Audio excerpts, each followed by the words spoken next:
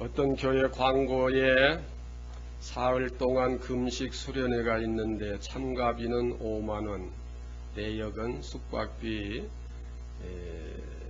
9끼 5만원, 숙박비에 식비가 5만원으로 그렇게 포함되어 있다고 합니다. 금식 기도회인데 식비가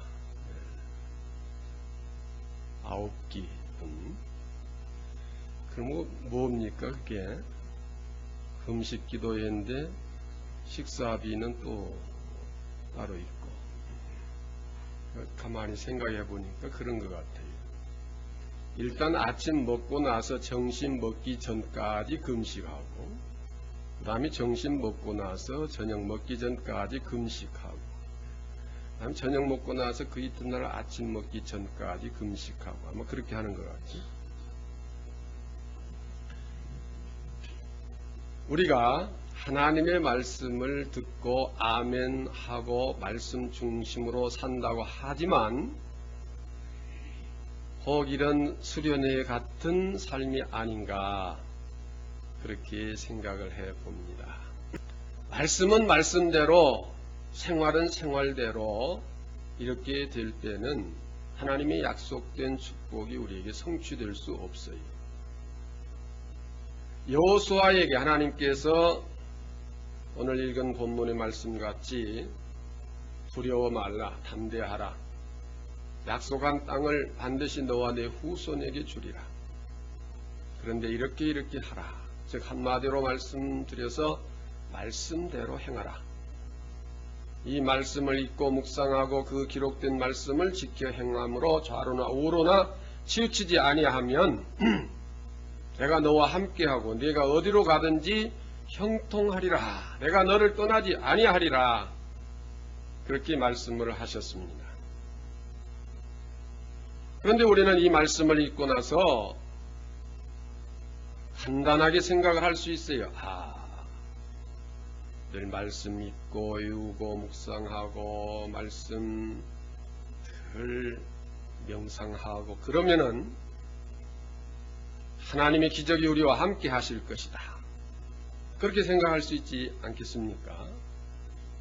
그러나 이 말씀을 하나님께서 여호수아에게 하셨을 때에 이제 구체적으로 그 말씀에 준해서 여호수아는 어떠한 행동을 취했느냐, 다시 말하면 가나안 땅을 정복하기 위해서 어떠한 전략을 세우고 어떻게 행동에 옮겼느냐 하는 것입니다. 우리가 말씀이 귀하다고도 압니다. 말씀대로 살아야 한다고도 합니다. 하나님의 말씀은 진리의 말씀이요 축복의 말씀이요 영원 불변의 말씀이요 1.1획도 변할 수 없는 말씀이라고 누구나 긍정합니다. 그러나 그 말씀이 우리 현실 속에서 어떻게 나타나고 있는가? 여호수아가 어떠한 전략을 펴서 어떻게 했는가를 생각하면서 오늘 우리들의 삶도 그런 삶이 되어야 할 것입니다. 가나안 땅이란 저 중동에 있는 팔레스틴만을 말하는 것이 아닙니다. 오늘 우리에게 하나님께서 다 가나안 땅을 약속해 주셨어요. 우리는 그것을 내 것으로 가져야 됩니다. 그것을 얻기 위해서 어떤 전략이 필요한가? 어떠한 사람은 자기 생애에 예수를 통해서 행복한 삶을 만들어가는 사람도 있고, 어떤 사람은 경제적인 측면에서, 어떤 사람은 정치적으로, 또 여러 가지 우리의 직업이 있는데 그러한 일들을 통해서 자기의 행복을 만들어 갑니다. 또 그것은 우리에게 약속된 하나님의 축복이요 영적인 가나안 땅이라고 말할 수 있습니다.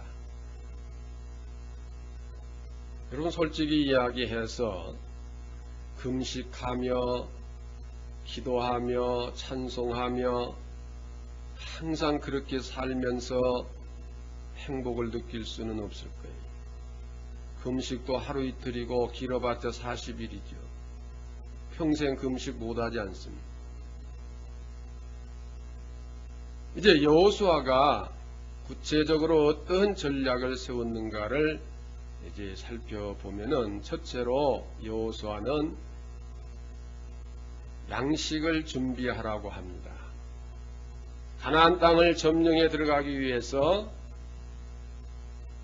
11절 말씀에 보면은 양식을 준비하라. 가로되 진중에 두루 다니며 백성에게 명하여 이르기를 양식을 예비하라. 3일 안에 너희가 이 요단을 건너 너희 하나님 여호와께서 너희에게 주사 얻게 하시는 땅을 얻기 위하여 들어갈 것임이니라. 양식은 대단히 중요한 거 아니겠습니까? 우리 사람들이 살아가는데 의식주 3가지를 기본 요소라고 말하지만은 그 중에서도 가장 귀중한 건 양식입니다. 도라에 보면, 탈무드에 보면은 이런 이야기가 나와요. 어떤 청년이 여행을 하면서 사막을 여행하면서 너무 먹을 것이 떨어져 지쳐 있었을 때에 어떤 한 집을 발견하게 됩니다. 그 집에 들어가서 보니까 사람은 없는데 여러 가지 흩어져 있는데 혹시라도 먹을 것이 있는가 해서 마구 다 뒤졌는데 주머니 하나가 발견됐는데 그 안에는 진주, 보석이 가득했어요. 그러니까 그 청년이 그것을 펴보면서 하는 첫 마디가 겨우 진주였단 말이냐, 이렇게 말했다고 하는 것입니다. 자, 사막에서 굶어 죽어가는 이 청년에게 가장 중요한 것은 먹을 것입니다. 누가 먹다 버린 과일 깡치라도 그 진주보다는 더 귀한 것일 것입니다. 누가 먹다 버린 생선 그 머리라고 하기가 좀 존칭어가 된 것 같아요. 대갈박이라고 합시다. 뼈만 앙상하게 남은 생선 대갈박이라도 그 진주보다는 더 값진 것일 것입니다. 우리에게 가장 소중한 것은 양식이에요. 먹을 수 있는 식량을 말하는 것입니다. 사람이 죽을 때 왜 죽습니까? 결국 못 먹어서 죽어요. 물론 여러 가지 이유가 있어서 못 먹게 되지만은 결국은 못 먹으면 죽어요. 군대는 사흘간 굶으면 전투력 상실 부대로 인정을 합니다. 예를 들어서 어느 부대가 고립돼 가지고 사흘 동안 먹을 것이 없어서 전혀 지금 먹지 못하고 있다 하면은 그 부대에 어떤 기대를 하지 않습니다. 그 부대가 어떤 힘을 발휘해서 어떤 공격을 하고 어떤 전략에 중요한 역할을 할 것이라고 하는 기대를 전혀 하지 않고 전투력 상실 부대로 간주하는 것입니다. 그리고 군대에서는 군인이 금식하면 군법에 회부돼 처벌돼요. 군대에서는 마음대로 굶지도 못하는 거예요. 굶으면 전투력 상실을 하는 거기 때문에 군인은 반드시 제끼의 정량을 먹어야 하는 것이 의무입니다. 이만큼 중요합니다. 여호수아가 가나안 땅을 점령해 들어가는 데 있어서 하나님께서 분명히 함께 하신다고 하셨어요. 그렇지만은 그 말씀을 믿은 여호수아가 양식을 준비한다고 하는 것은 어떻게 보면은 인간적인 방법으로 하려고 하는 거 아니냐, 이렇게도 말할 수 있지만은 그것이 바로 하나님 말씀에 의해서 행동하는 구체적인 것입니다. 안 먹고 살 수 없어요. 여러분 한 끼만 굶어보세요. 전부 먹을 걸로 보이지. 요즘엔 참 그 많이 먹어서 그렇게 문제가 생긴 그 일들이 많죠. 뚱뚱해져 가지고 그 살 빼려고 안 먹고 그러는데, 어떤 사람이 앉아 있기만 하면 졸려서 자꾸 넘어진대요. 그래서 뭘 먹으면 안 졸린대. 그래서 넘어지려고 하면 또 먹고, 넘어지려고 하면 또 먹고, 그러다 보니까 나중에는 졸려도 잠이 들어도 안 넘어지더랍니다. 어떻게 뚱뚱해졌든지 이제 넘어질 것이 없대요. 그대로 다 퍼져가지고. 야간에 우리 잘 먹어야 돼요. 안 넘어지려면. 뚱뚱해도 먹어야 되겠어요. 양식은 뭡니까? 오늘 우리가 살아가는 데 있어서 하나님의 말씀입니다. 아무리 좋은 무기를 가지고 아무리 뛰어난 전술을 가졌다고 할지라도 군인이 양식 없이 전투 현장에 나간다면은 시간 지나면 그 군인은 소멸되고 말아요. 전투력을 상실하고 마는 겁니다. 우리가 세상에 아무리 날고 뛰는 지혜와 지식 또는 어떠한 명예, 권력, 어떠한 것을 가졌다 할지라도 하나님의 말씀이 내 속에 들어와서 인격화되지 아니하면 그 사람의 삶은 결코 가나안 땅이 되어질 수가 없어요. 젖과 꿀이 흐르는 가나안 땅의 축복은 양식을 준비해 가지고 들어가야 하는 것입니다. 우리는 하나님의 말씀을 읽고 배우고 묵상하고 암기하고 그 말씀을 내 생활 속에 실천하는 삶을 통해서 말씀이 내 속에 들어와서 인격화가 되어질 때 내게는 양식이 가득한 것입니다. 모든 세상의 문제는 양식, 식량 문제입니다. 왜 서로 싸우고 뺏고 그럽니까? 왜 범죄가 일어납니까? 왜 사회 문제가 일어납니까? 경제적인 문제 때문에 그렇죠. 경제적인 문제는 뭡니까? 먹는 거 문제예요. 입는 거요, 사는 거 그 둘째 문제. 정 집 없으면은 토굴 속에 굴 파고 들어가서라도 사람이 살 거예요.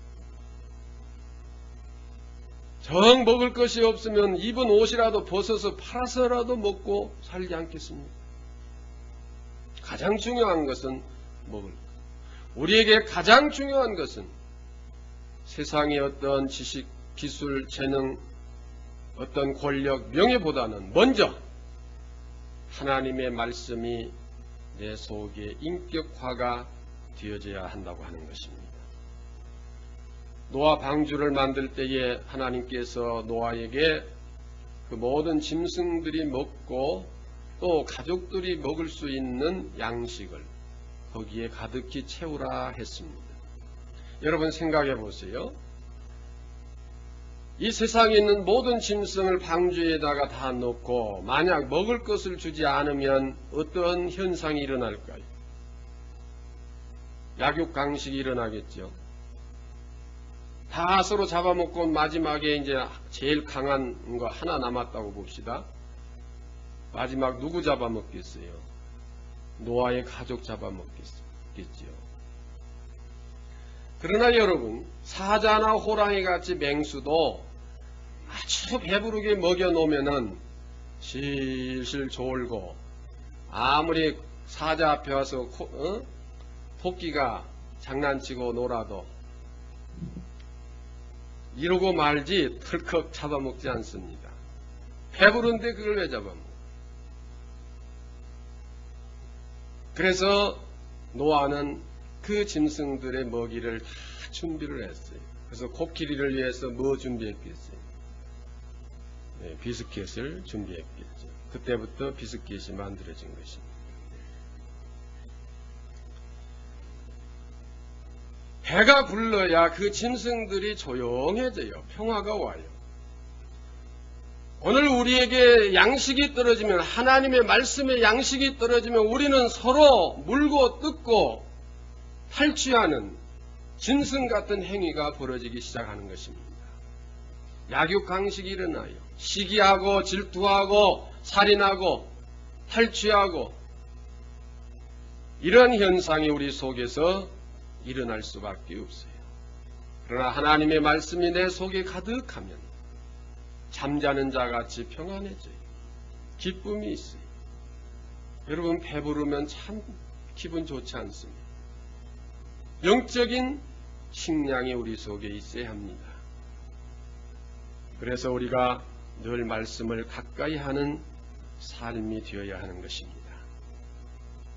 다음 여호수아는 그들에게 무장을 하라고 했습니다.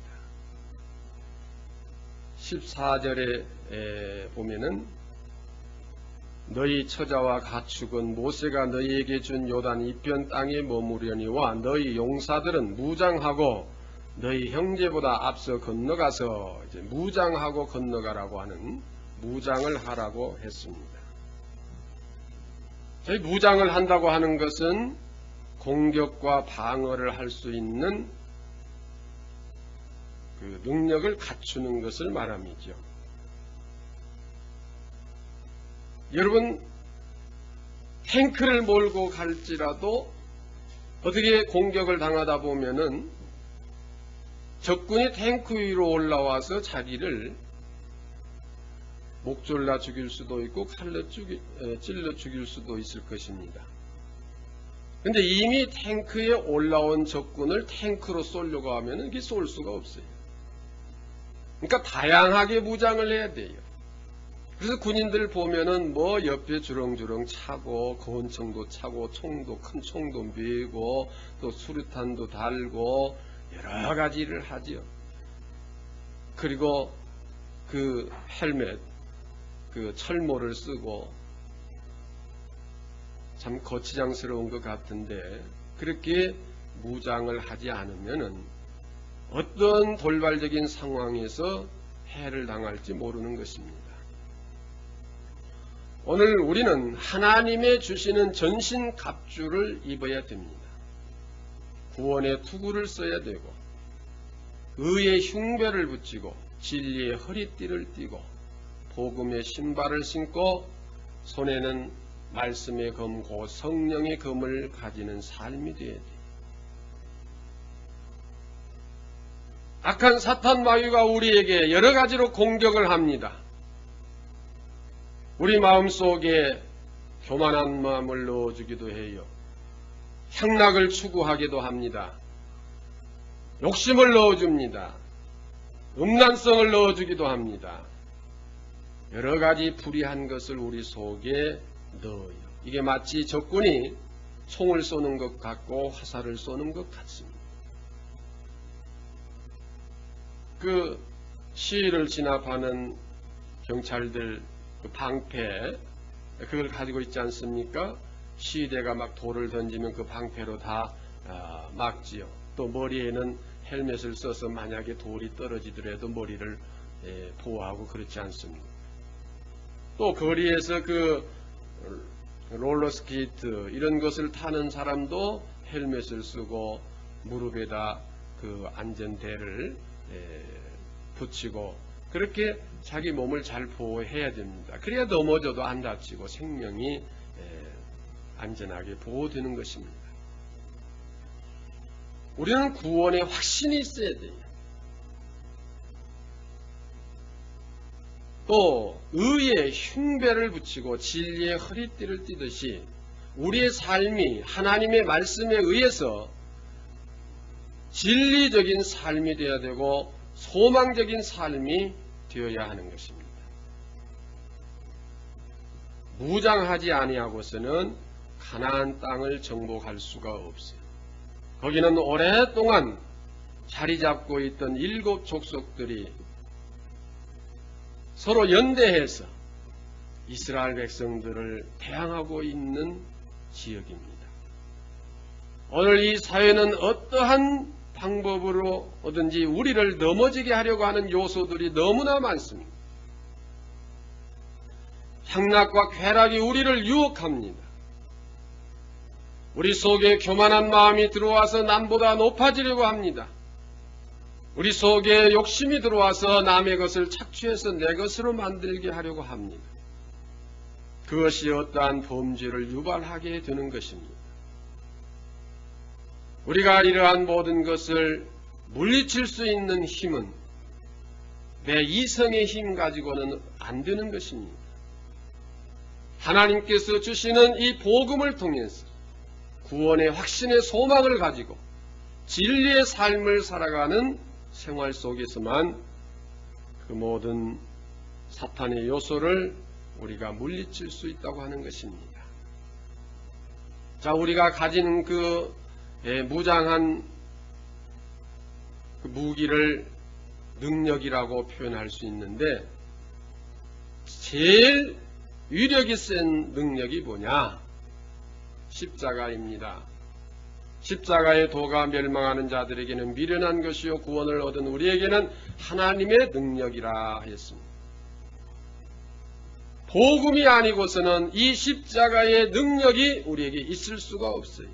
말로는 내가 낮아지고 양보하고 희생하면 되고 용서하고 사랑하면 된다. 십자가를 말로는 설명할 수 있지만은 실제로 낮아질 수 있는 힘은 우리에게 없어요. 겸손해질 수 있는 힘이 없어요. 용서하고 사랑할 수 있는 힘이 우리에게 없습니다. 하나님의 말씀 복음이 우리에게 올 때만이 가능한 것입니다.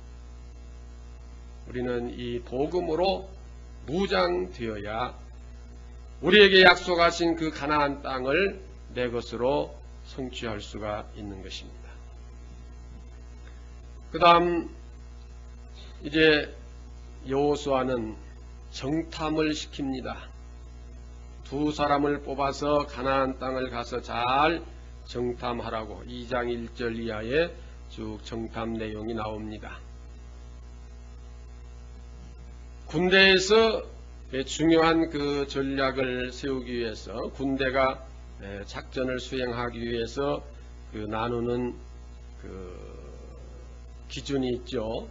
그런데 제일 첫째 정보, 그 다음에 작전, 군수, 통신, 수송, 또 이제 정신력을 키우기 위해서 정훈 이렇게 있습니다.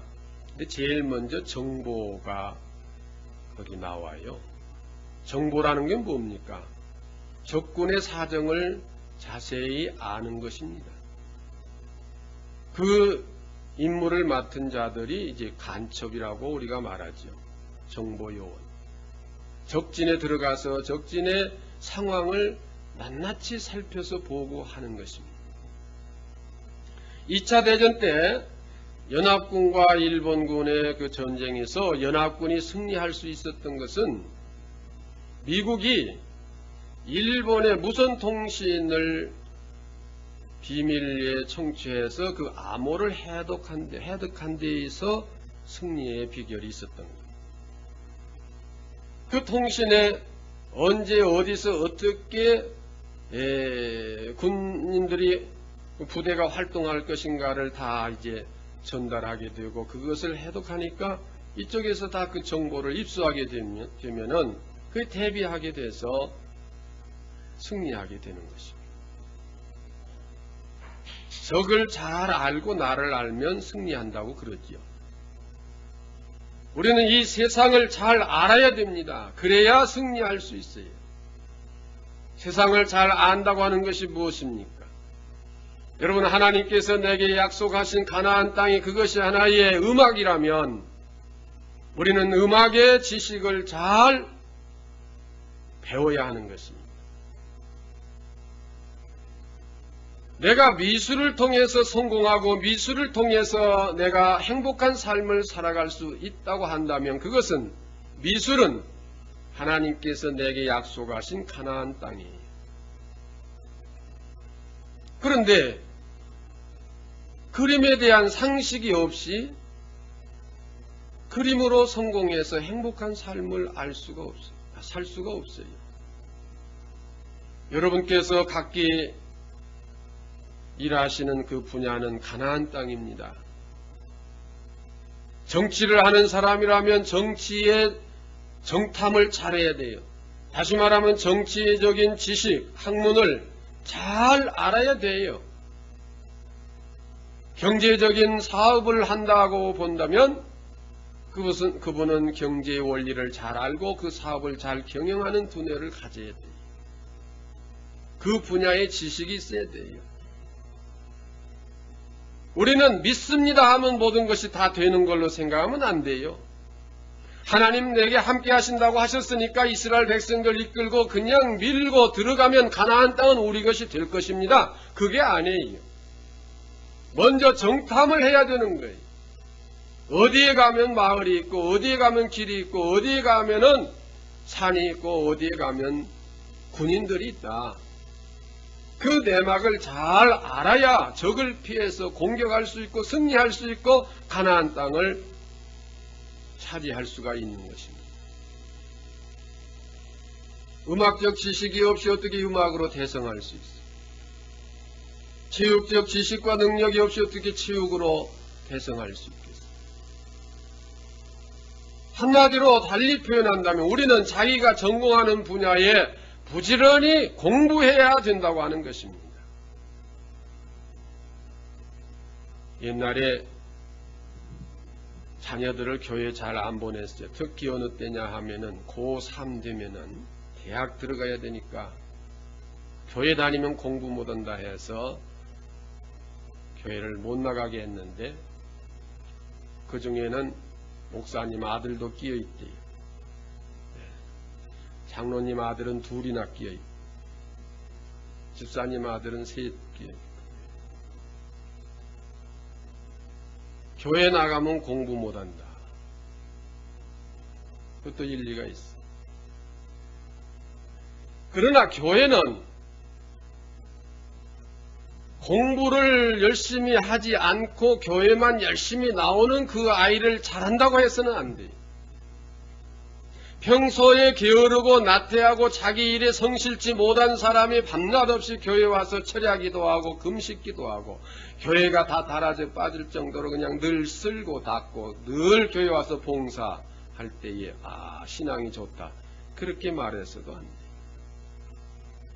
우리 성도는 누구보다도 오늘 이 세상을 정복할 수 있는 노력이 필요하고 그것을 위해서는 공부해야 되고 지식을 갖춰야 되는 것입니다. 교회가 헌금 잘 드리고 교회 출석 잘하고 교회에 그저 예의하고 교회 협조 잘하고 교회 봉사하면은 그분이 최고라 그런 인식을 가져서는 안 됩니다. 이 사회에서도 자기가 하는 일에 누구보다도 성실하고 진실하고 열심을 다해야 되고 정말 밤을 새서 연구하고 노력하고 공부하는 자세가 돼야 돼요. 그것이 없이 하나님의 축복을 우리가 생각한다면 그건 대단히 잘못된 거예요. 그것은 샤머니즘적 신앙이에요. 하나님께서 가장 싫어하신 것이 우상이에요. 우상이 뭡니까? 샤머니즘이에요. 요행을 바라고 비는 것. 자기가 변화되지 아니하고 노력하지 아니하면서 외부에서 어떠한 신적 존재가 능력으로 역사해서 내게 행운을 갖다 주기를 바라는 그것은 샤머니즘 신앙, 무당 신앙이라고 하는 것입니다. 하나님께서 가장 싫어하시는 신앙. 우리는 노력해야 됩니다. 누구보다도 더 열심히 연구하고 공부하고 노력해서 정탐을 잘해야 돼요. 정탐하지 아니하고서는 승리할 수가 없는 것입니다. 지금 과학이 얼마나 발달하고 있습니까? 컴퓨터가 처음 만들어질 때는 진공관식으로 만들어졌는데 간단한 더하기 빼기를 하기 위해서 만든 컴퓨터가 우리 한국어로 표현한다면 큰 2층 양옥집만한 덩치로 만들어졌대요. 그렇게 큰 부피로 만들어졌답니다. 그런데 지금 우리가 포켓에 넣고 다니는 이런 다 기능을 가진 이 컴퓨터, 이런 컴퓨터를 만들려면은 그 처음 만들던 식으로 만든다면은 아마 뭐 정확한 표현은 안 되겠습니다만은 처음 만들 때의 방식으로 만든다면 그 덩치가 지구덩이만 해야 되지 않을까, 그렇게 생각도 해봅니다. 그런데 도서관 중에 미국 국회에 있는 도서관이 책이 제일 많은데 그 국회 도서관에 있는 책을 전부를 컴퓨터에 의해서 자그마한 칩에다 다 넣었는데 그 칩이 우리 500원짜리 동전만 하대요. 그것도 전부 그 겉부분을 감싸고 하는 그런 것까지 다 합쳐서 동전만 하지, 실제로 그것을 입력할 수 있는 요소는 그보다 훨씬 작다고 하는 것이죠. 자, 이게 그냥 된 거 아니잖아요. 연구하고 노력하고 개발하고 그 많은 수고가 거기 있었기 때문에 이렇게 발달되고 있고, 우리가 저 달나라 아니 그 어떤 위성에 갈 수 있는 것도 이러한 연구에 의해서 되어진 것입니다. 우리는 연구하고 공부하고 노력해야 돼요. 모세도 12정탐꾼을 먼저 보냈어요. 하나님이 함께 하시는데 뭘 염려해서 정탐꾼을 보내냐? 그럴 수도 있겠죠. 그러나 하나님이 함께 하시는 방법이 바로 이렇게 하는 것입니다. 우리가 노력하고 열심히 수고하는 것, 그거 하나님이 함께 하시는 방법이, 우리 성도는 누구보다도 부지런해야 됩니다. 누구보다도 좀 잠을 덜 자야 돼요. 좀 덜 놀아야 돼요. 열심히 일해야 되는 것입니다. 다음 여호수아는 3장 5절 이하의 백성들을 향해서 이제 스스로 정결케 하라 합니다. 정결케 하라. 이 전략 중에 하나입니다. 정결케 한다고 하는 것은 깨끗이 한다고 하는 것입니다. 자, 우리가 하나님을 여러 가지로 칭호합니다. 전능하신 하나님, 자비로우신 하나님. 자, 이런 형용사를 앞에 붙이지만은 그 하나님의 전능, 무한한 능력, 또 하나님의 그 자비, 사랑, 이것이 다 합쳐져서 한마디로 표현하면 거룩하신 하나님이라는 것입니다. 거룩한 데서 전능도 나오고 자비도 나오고 공의도 나오는 것입니다. 거룩하기 때문에. 거룩은 성결을 말하는 것입니다.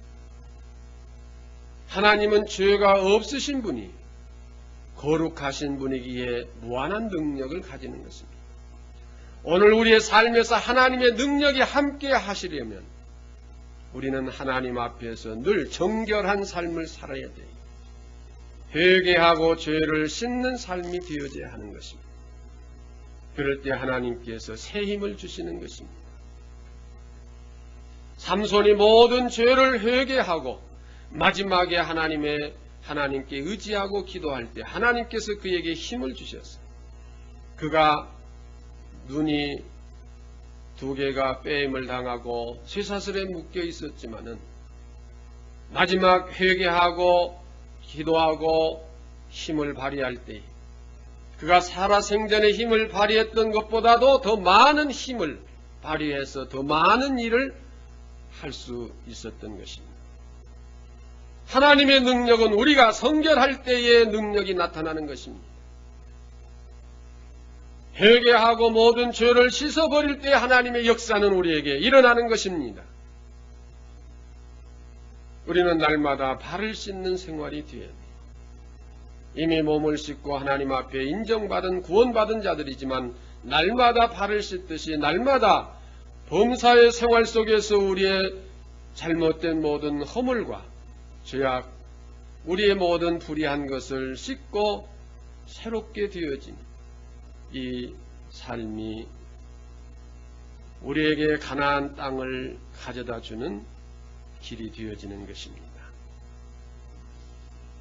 그 다음 여호수아는 제사장들로 하여금 법궤를 메고 요단강을 향해서 들어가도록 명령했습니다. 제사장들이 법궤를 메고 요단강 물을 밟을 때 밟은 만큼씩 물이 갈라지게 되고 가운데 들어가서 있으니까 물이 갈라진 채 그대로 있어서 백성들이 그 길을 다 건너게 됩니다. 중요한 것은 제사장들을 따라가는 것입니다. 제사장들은 법궤를 메고 그 물을 밟는 것이었습니다. 우리는 이 법궤를 따라가야 됩니다. 수영을 잘한다고 먼저 요단강에 뛰어들어서도 안 됩니다. 어떠한 뗏목을 만들어서 건너려고 해도 안 됩니다. 제사장이 들어간 그 자리를 따라가야 되는 것입니다. 제사장이 맨 법궤는 하나님이 계시는 처소요, 그것은 곧 예수 그리스도의 상징이요 오늘 우리에게 오시는 보혜사 성령을 말하는 것입니다. 우리는 이 세상을 살아갈 때 요단강물 같은 여러 가지 일들이 많이 있습니다. 그러나 내가 먼저 들어갈 것이 아니라, 내가 가지고 있는 지식과 상식의 판단으로 들어갈 것이 아니라, 내게 오셔서 내게 지혜를 주시고 하나님의 기쁘신 뜻을 알게 하시는 성령의 인도함을 받는 삶이 되어야 돼요. 내 생각으로서는 이번 눈 한번 딱 감고 좀 모순이 있고 불의한 것이 있지만은 이번 한 번만 잘 하면은 내일 평생 먹고 살 재물을 얻을 수가 있다. 내가 이번에 조금만 이렇게 하면은 권력을 잡고 명예롭게 되어질 수가 있다. 그러한 기회가 우리에게 많이 올 수 있습니다. 그러나 우리는 법궤가 간 후에 그 법궤를 따라가야 되는 것입니다. 성령이 내게 오셔서 내게 깨닫게 해주실 때 성령의 인도함을 받는 생활이 되어져야 합니다. 인간적 타산으로, 인간의 이성으로, 내가 가진 지식으로, 내가 가지고 있는 경험으로 볼 때에 한몫을 잡을 수 있는 좋은 기회가 왔다. 그럴지라도 성령께서 아니라 하시면 취소할 수 있어야 되고, 많은 손해를 보고 억울한 일을 당할 것 같아도 성령께서 인도하시는 길이라면은 생명을 내걸고 요단강을 향해서 들어갈 수 있는 신앙의 결단이 있을 때에 거기에 가나안 땅이 이루어질 수가 있는 것입니다. 여러분의 지식과 경험은 한계가 있습니다. 아마 과거 40, 50년 전에 돌아가신 어르신들이 요즘에 살아나서 요즘 세상을 본다면 돌아 죽을 거예요. 놀래서. 세상이 이렇게 변했나 깜짝 놀라서 다시 죽을 거예요. 이렇게 세상은 변하고 있습니다. 다시 말하면 내가 지금 가지고 있는 지식, 그건 한계가 있다고 하는 것입니다. 앞으로 더 무한한 발전의 가능성이 있는 것인데, 사람의 가장 지혜로움이 하나님의 가장 미련함만 못하다고 했습니다. 사람의 가장 강한 힘이 하나님의 가장 약함만 못하다고 했습니다. 그러므로 우리는 성령의 인도함을 받아야 돼요. 성령은 모든 것 곧 하나님의 깊은 것까지라도 통달케 하시느니라고 하셨습니다. 그러므로 우리가 겸손한 자세가 돼서 하나님 말씀을 의지하고 하나님께서 성령으로 내게 역사하셔서 인도하신 대로 따라가게 될 때에, 비록 옆에는 요단강 물이 지금 벽을 이루고 있어서 이게 한번 합쳐지는 날이면 나는 끝장이라고 하는 그런 위험한 상황 속에서라도 가나안 땅을 향하여 들어갈 수가 있는 것입니다. 한마디로 말해서 우리는 믿음으로 살아야 한다고 하는 것입니다. 우리의 지식과 상식이 믿음을 앞서서는 아니 됩니다. 성령의 인도하심을 앞설 수 없다고 하는 것입니다. 성령의 인도함을 받을 때에 가능한 것입니다. 다음 물을 건넌 후에 여호수아는 그 요단강에서 돌 12를 취해서 기념탑을 만들었습니다. 기념탑이란 뭡니까? 문자 그대로 기념하는 것이고 기억하는 것이, 기억한다고 하는 것은 감사하는 것입니다. 오늘 우리의 삶에서 하나님의 은혜를 감사하는 삶이 얼마나 이루어지고 있는지 한번 보세요. 지금 빨리 적진을 향해 들어가서 싸워서 이겨야 저 가나안 땅을 취할 것 같은데 왜 시간 낭비를 해? 왜 지금 요단강에서 돌 주워다가 그걸 쌓고 거기 힘을 빼고 그 시간을 낭비하느냐? 전략상으로 보면 그럴 수가 있죠. 그러나 그것이 여호수아의 전략입니다. 요단강에서 돌을 12개를 취하다가 탑을 쌓습니다. 우리 삶의 역사하시는 하나님의 은혜를 날마다 우리는 감사함으로 기념탑을 쌓아야 되는 것입니다. 감사할 줄 알 때 하나님께서 우리와 함께 하시고 역사하시는 거예요. 다음 길갈에 이르렀을 때에 이제 하나님께서 극단적으로 어떤 명령을 하십니까? 모든 남자는 할례를 받으라 했습니다. 이제 요단강을 건너서 가나안 쪽으로 들어왔기 때문에 이제 저게 코앞에 있는데 만약에 할례를 받고 몸져 누워 있으면은 이 소식이 적군에게 전해진다면 이스라엘의 꿈은 40년 동안 광야에서 품고왔던 꿈은 순식간에 사라지는 결과가 될 것입니다. 그러나 하나님은 할례를 먼저 행하라고 하십니다. 인간의 이치로서는 도저히 이해가 안 가는 명령이십니다. 할례는 이미 여러 번 말씀드렸지만은 하나님께 회개하고 나를 성결케 해서 나를 하나님 앞에 제물로 드립니다고 하는 희생의 표식입니다. 번제와 같은 것이고 세례와 같은 것입니다.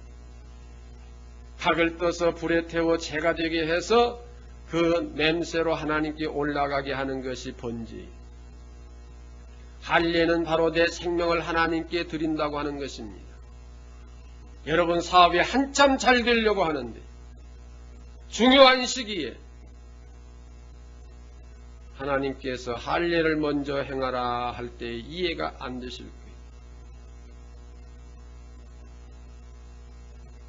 하나님께 드리라고 하는 명령입니다.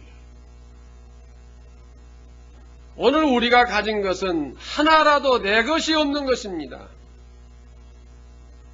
옛 어른들은 우리의 육체에 대해서 내 몸이 아니라 부모의 몸이다. 부모가 주신 것이다. 그렇게 말했어요. 그래서 내 몸을 학대하는 것은 부모를 학대하는 것이다. 그렇게 말했습니다. 오늘 우리에게 온 모든 것이 생명을 비롯해서 이 육체나 내게 주어진 시간이나 건강이나 지식이나 재능이나 물질이나 이 모든 것이 하나님께로부터 온 하나님의 것입니다. 그러므로 우리는 할례를 통해서 하나님께 드리는 절차가 필요한 것입니다. 우리는 물질을 많이 가진 사람은 그것이 자기 것이 아니고 하나님의 것을 내게 맡겨주신 자라고 하는 것을 알아야 됩니다. 내 것 같으면 내 맘대로 쓰고 과소비해도 누가 뭐라고 할 사람이 없을 거예요. 그러나 남의 것을 맡아 있는 사람이 자기 것 외에 과소비를 하고 낭비를 한다면 그건 책망받을 수밖에 없는 것입니다. 우리 성도는 아무리 사업이 잘 되고 출세하고 어떠한 이권이 우리에게 주어진다고 해도 그것이 내 것이 아니라고 하는 것을 명심해야 됩니다. 그건 하나님의 것입니다. 하나님의 것을 우리는 맡아서 관리하는 자입니다. 이것이 할례입니다. 내 생명을 하나님께 드립니다 하고 하는 예식이 할례입니다. 우리는 이러한 신앙 고백이 있어야 됩니다. 내가 지금 불철주야 노력하고 연구하고 공부하는 이 모든 것 나 출세를 위해서가 아니 하나님의 영광을 위해서 하나님의 일을 하는 거예요. 그게 할례입니다. 내가 지금 사업을 하는데 날로 번창해요. 이거 하나님께 드리는 사업이 돼야 돼요. 그렇다고 해서 지금 한창 번창하고 있는데 이걸 딱 팔아가지고 현금화해서 강단에 갖다 바치라는 그런 뜻이 아니에요. 우리가 가진 모든 것은 하나님의 것이에요. 그러면 하나님의 것으로 드리는 방법이 뭐냐? 탈무드에 그런 이야기를 제가 여러 번 소개한 바 있었죠. 어느 아버지가 돌아가시면서 재산을 종에게 다 주고 돌아가셨어요. 예루살렘에 가 있던 그 아들이 와서 보니까 아버지 돌아가시고 와서 보니 재산이 자기 건 하나도 없고 전부 종에게 있어요. 종 앞으로 돼 있어요. 그런데 자기에게 준 것은 딱 그 종 하나만 자기 앞으로 재산으로 줬어요. 하도 원통하고 분통해서 랍비에게 가서 찾아가서 물었어요. 아버지가 나를 사랑하신다면 어떻게 이럴 수가 있겠습니까? 노난마지게 내게 남겨주신 것이 없습니다. 그럴 때 그 랍비는 그랬어요. 그 종이 가진 것은 그 종 소유자의 것이다. 그런데 그 종을 너에게 주었지 않느냐? 아버지는 모든 것을 너에게 주었다 하고 말했습니다. 오늘 우리가 이단 방법으로 저 이단 종파에서 말하는 방법으로 우리의 모든 것을 팔아가지고 돈으로 갖다 다 제단에다 바치는 것이 하나님께 바치는 것이 아니 내 이름으로 등기가 되어 있고 내가 소유하고 내가 가지고 있을지라도 나 자신이 하나님께 드려진 제물이 되어지면 내 모든 것은 하나님의 것이에요. 나는 내가 아니에요. 나는 내 주인에게 속한 소유물이에요. 그래서 하나님이 나를 죽이면 죽는 것이고 살리면 사는 것이고 가라면 가는 것이고 오라면 오는 것이에요. 종은 그런 거 아닙니까? 종 보고 야 저 논 가서 팔아갖고 와라. 아 그 논 못 팝니다. 왜 못 파냐? 아 내 이름으로 된 건데. 그럴 수 없어요. 주인이 팔라고 하면 파는 거예요. 우리는 하나님의 소유해야 됩니다.